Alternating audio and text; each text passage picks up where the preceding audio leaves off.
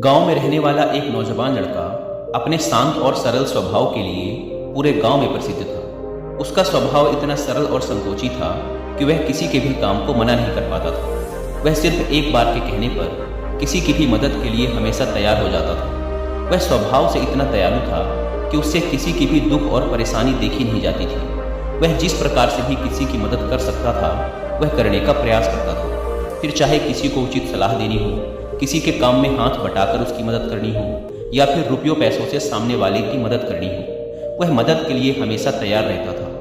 कई बार तो वह अपने बहुत ही महत्वपूर्ण कामों को छोड़कर भी सामने वाले की मदद करने चला जाता था। लेकिन धीरे धीरे उसे आभास होने लगा कि लोग उसके इस सरल स्वभाव का गलत फायदा उठा रहे हैं। लोग उससे अपना काम तो निकलवा लेते हैं, लेकिन उसे समाज में उतनी मान सम्मान और प्राथमिकता नहीं मिल रही है जितनी उसे मिलनी चाहिए।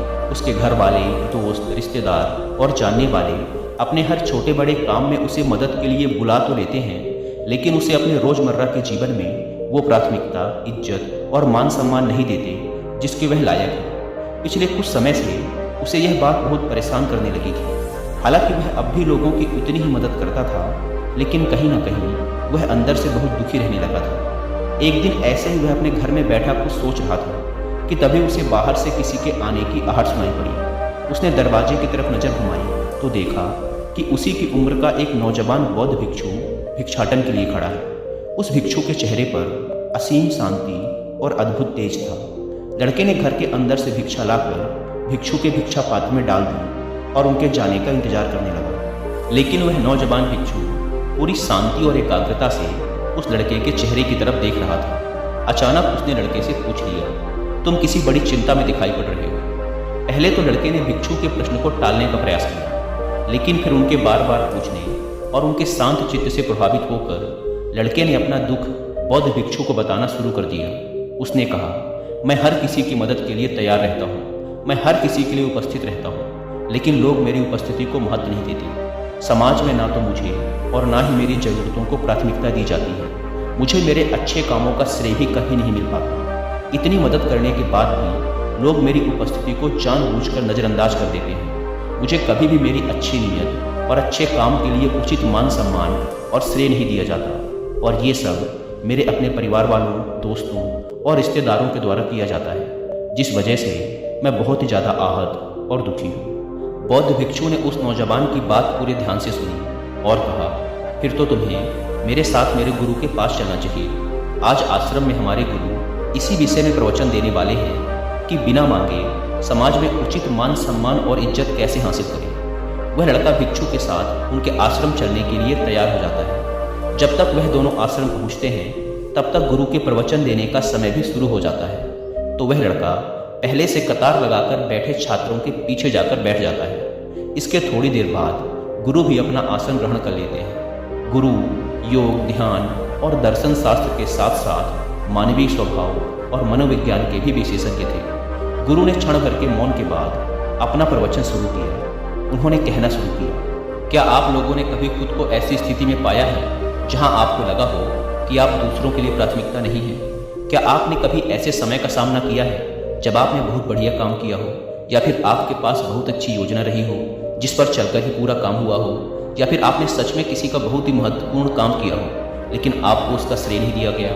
मुझे पता है ऐसे पलों का सामना करना बहुत मुश्किल होता है। दुर्भाग्यवश कई बार जब हम सही दिशा में भी काम कर रहे होते हैं, ऐसा काम कर रहे होते हैं जो सभी के लिए अच्छा होता है और खुद को दूसरों की मदद के लिए उपलब्ध करा देते हैं, लेकिन लोग हमारी उपस्थिति और प्रयासों को उतना महत्व नहीं देते या फिर महत्व ना देने का दिखावा करते हैं। यहाँ तक कि जब आप ऐसे लोगों को खुश करने का प्रयास करते हो जो आपको महत्व नहीं देते, तो ऐसे प्रयासों के बाद आपको और दुखी मिलता है। निश्चित रूप से ऐसे पल व्यक्ति को अंदर से हिला देने वाले होते हैं, और ये स्थिति और भी खराब तब हो जाती है जब ऐसा करने वाला हमारा कोई अपना करीबी हो, जैसे परिवार के लोग, दोस्त या जीवन साथी। वैसे तो हमें किसी से भी मान सम्मान और पहचान की उम्मीद रखनी ही नहीं चाहिए, क्योंकि यह हमारे नियंत्रण के बाहर है, और ऐसी उम्मीद रखने से ज़्यादातर समय दुख और निराशा ही हाथ लगती है, क्योंकि ऐसी उम्मीदें कभी पूरी नहीं होती। लेकिन क्या हो अगर मैं कहूँ कि ऐसे कुछ तरीके हैं जिनका उपयोग करके आप किसी के भी जीवन की प्राथमिकता बन सकते हो और समाज में वो मान सम्मान और पहचान हासिल कर सकते हो जिसके आप लायक हो। आज के प्रवचन में मैं तुम्हें 9 ऐसे सफल तरीके बताऊंगा जिनका उपयोग करके आप ये निश्चित कर सकते हो कि आप उन लोगों के जीवन की प्राथमिकता बने रहो जिनसे आप प्रेम करते हो, जिनकी परवाह करते हो या जिनके लिए आप चाहते हो कि आप उनके जीवन की प्राथमिकता बने रहो। तो मेरी इन 9 बातों को ध्यान से सुनना। पीछे बैठा हुआ नौजवान लड़का पूरे ध्यान से गुरु की बातें सुन रहा था। गुरु ने कहना जारी रखा, पहला नियम, खुद को खोने का डर पैदा करो।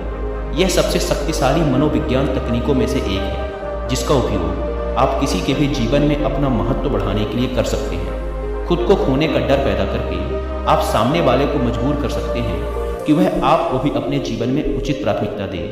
लोग अक्सर नई चीज़ों को पाने के लिए उतना उत्साहित नहीं होते जितना जो उनके पास है उसे खोने से डरते हैं। इसीलिए अगर आप चाहते हैं कि सामने वाला आपको अपनी प्राथमिकताओं वाली सूची के शीर्ष पर रखे तो उनके दिमाग में तुम्हें खो देने का डर पैदा करो और ऐसा करने के लिए खुद को उनसे भावनात्मक रूप से दूर करना शुरू कर दो।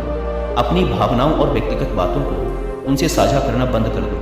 अपना समय और ऊर्जा दूसरे लोगों के साथ भी बांटना शुरू करो। यह चीज़ उन्हें महसूस करवाएगी कि अब वो तुम्हारे लिए उतने महत्वपूर्ण नहीं रहे जितने पहले थे। यह एक बहुत ही शक्तिशाली तकनीक है, लेकिन इसका उपयोग बहुत ही सावधानी से किया जाना चाहिए, क्योंकि अगर आप उनसे बहुत ज़्यादा दूरी बना लेते हैं तो हो सकता है कि वो आपको वापस पाने की कोशिश करना ही छोड़ दे। इसीलिए आपको इस तकनीक का उपयोग बुद्धिमानी से और संतुलन में करना चाहिए। दूसरा नियम, अपनी उपस्थिति को कम करो। आपने अक्सर देखा होगा कि जो चीज़ कम मात्रा में होती है उसकी कीमत अपने आप बढ़ जाती है, और यही प्रकृति का भी नियम है कि जो चीज़ जितनी कम उपलब्ध होगी वो उतनी ही मूल्यवान बन जाएगी। और यही नियम मानवीय संबंधों पर भी लागू होता है। इसीलिए अगर आप चाहते हैं कि लोग आपकी इज्जत करें और आपकी उपस्थिति को महत्व दें तो आपको अपनी उपस्थिति को कम करना होगा, क्योंकि आप जितना ज़्यादा उपस्थित रहेंगे आपकी उपस्थिति का महत्व उतना ही कम होता चला जाएगा और लोग आपको हल्के में लेना शुरू कर देंगे। लेकिन इसका मतलब ये नहीं कि आपको सिर्फ तभी उपस्थित होना है जब इसमें आपका फायदा हो या फिर आपका कोई काम बन रहा हो, बल्कि अगर आपने सामने वाले के हर छोटे बड़े काम में उपस्थित होने की आदत बना ली है तो अब समय है खुद को प्राथमिकता देने का, ये संदेश देने का कि उनसे बाहर भी आपकी एक दुनिया है। आपका समय सिर्फ उनके लिए नहीं है और ना ही आप सिर्फ उनका इंतजार कर रहे हैं। सिर्फ यह एक आदत सामने वाले की नज़रों में आपके समय और उपस्थिति का महत्व कई गुना बढ़ा देगी। दोस्तों, क्या आप भी लोगों को खुश करते करते थक गए हैं? क्या आप भी एक नाइस पर्सन हैं लेकिन लोग आपकी वैल्यू नहीं समझते और आपको इक्वली ट्रीट नहीं करते? अगर ऐसा है तो सुनिए कुक एफएम पर यह हिंदी ऑडियो बुक जिसका नाम है स्टॉप पीपल प्लीजिंग। ये ऑडियो बुक आपको सिखाएगी अपनी खुद की प्रायोरिटीज़ को पहचानने का तरीका। इसे आज ही सुनिए और खुद के लिए जीना सीखिए। अब तक लाखों लोग कुक एफएम पर अपनी पसंदीदा ऑडियो बुक सुन चुके हैं और उससे मिलने वाली नॉलेज को यूज़ करके अपनी लाइफ में पॉजिटिव इंप्रूवमेंट भी लाए होंगे। लेकिन अगर आपने अब तक कुक एफएम के ऑडियो बुक्स नहीं सुने हैं तो अब आपके लिए कुक एफएम ने 7 दिनों का फ्री ट्रायल शुरू किया है। इन 7 दिनों के दौरान आप इस प्लेटफॉर्म का कोई भी शो सुन सकते हैं, वो भी बिल्कुल मुफ्त में। यानी कि 7 दिनों तक आपको कुक एफएम के 10,000 से भी ज़्यादा ऑडियो शो का एक्सेस मिल जाएगा, वो भी कम्प्लीटली फ्री। तो फिर देर किस बात की, अभी इस सुविधा का लाभ उठाओ और इस एक्सक्लूसिव ऑफर को अपने दोस्तों और परिवार वालों से भी शेयर करो, क्योंकि यह ऑफर सिर्फ 31 मार्च रात 12 बजे तक ही वैलिड है। लेकिन याद रखिए, 7 दिनों बाद आपको इनके मंथली फी से चार्ज किया जाएगा, जो कि 99 रुपीज़ पर मंथ है। ऐप को डाउनलोड करने की link description and first comment पर मिल जाएगी। आइए वीडियो में वापस लौटते हैं। गुरु ने आगे कहा, तीसरा नियम, अपने व्यक्तित्व को रहस्यमयी बनाएं। लोग आमतौर पर गूढ़ और रहस्यमयी चीज़ों की ओर आकर्षित होते हैं। एक रहस्यमय व्यक्तित्व स्वाभाविक तौर पर सबको आकर्षित करता है और अक्सर लोगों को रिश्तों के क्षेत्र में अधिक जुड़ाव महसूस कराता है। थोड़ा रहस्यमय होना आपके लिए फायदेमंद हो सकता है। यदि आप चाहते हैं कि आपको प्राथमिकता दी जाए तो तुरंत अपने बारे में सब कुछ बोलने से बचें। ज़्यादा जानकारी दिए बिना अपने शौक और रुचियों के बारे में संकेत दें। प्रश्नों के थोड़ा घुमा फिरा कर अस्पष्ट उत्तर दें और अपने अतीत के बारे में सब कुछ ना बताएं। अपने जीवन को एक खुली किताब की तरह लोगों के सामने ना रखें। इसका उद्देश्य सिर्फ दूसरे व्यक्ति को अपने बारे में अधिक जानने के लिए उत्सुक बनाए रखना है और आप देखेंगे कि समय के साथ वो आपको अपने जीवन में प्राथमिकता के रूप में देखना शुरू कर देंगे। चौथा नियम, लोगों को खुद पर निवेश करने दें। यह एक नाजुक कदम है जिसे आपको बुद्धिमानी और संयम से उपयोग करना चाहिए, क्योंकि हमारा उद्देश्य लोगों को खुद से दूर करना नहीं, बल्कि अपनी सही जगह हासिल करना है। इस प्रश्न पर विचार करो कि कौन आपको प्राथमिकता के रूप में देखने के लिए अधिक इच्छुक होगा। कोई ऐसा व्यक्ति जिसने आप में बहुत अधिक निवेश किया है, या कोई ऐसा व्यक्ति जिसने आप में बिल्कुल भी निवेश नहीं किया है?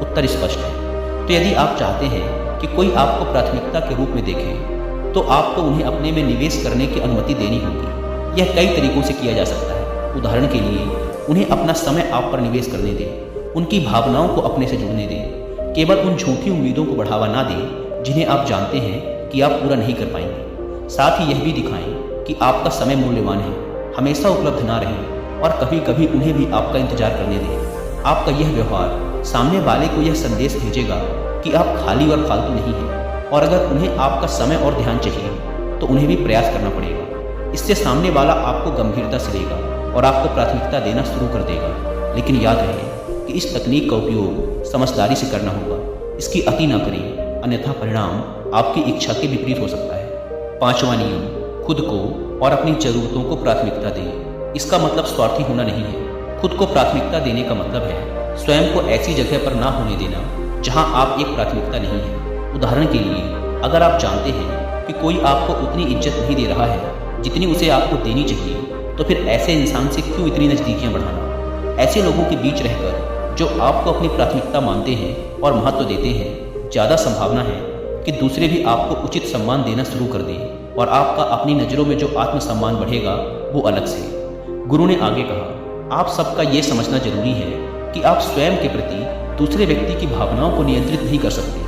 आप स्वयं के प्रति केवल खुद की भावनाओं को नियंत्रित कर सकते हैं। इसीलिए यदि आप किसी के जीवन में प्राथमिकता बनना चाहते हैं, तो सुनिश्चित करें कि पहले आप अपने जीवन में प्राथमिकता बने। 6वां नियम, किसी को भी अपने जीवन का केंद्र मत बनाओ। किसी को भी अपने दिमाग में इतना बड़ा मत बनाओ कि वो आपके जीवन का केंद्र बिंदु बन जाए कि जब तक वो इंसान आप पर ध्यान न दे, आपकी तारीफ ना करे, आपको खुशी नहीं मिलती। अगर उस इंसान ने कह दिया कि आज आप अच्छे लग रहे हैं या आपने ये काम अच्छा किया है, तो आप खुश हो जाते हो। लेकिन अगर किसी दिन उसी इंसान ने कह दिया कि आप ठीक नहीं हो या आपका ये काम मुझे पसंद नहीं आया, तो आप दुखी हो जाते हो। अगर आपने इस स्तर तक किसी और को अपने जीवन का नियंत्रण दे रखा है, आपने उसको इतना बड़ा बना रखा है, तो खुद को दुखी करने की व्यवस्था आपने खुद कर रखी है, क्योंकि आपकी भावनाओं की चाबी उस व्यक्ति के हाथ में है। वो जब चाहे आपको खुश कर सकता है, और जब उसका मन करे वो आपको दुखी भी कर सकता है। कोई भी इंसान कभी भी ऐसे व्यक्ति को गंभीरता से नहीं लेता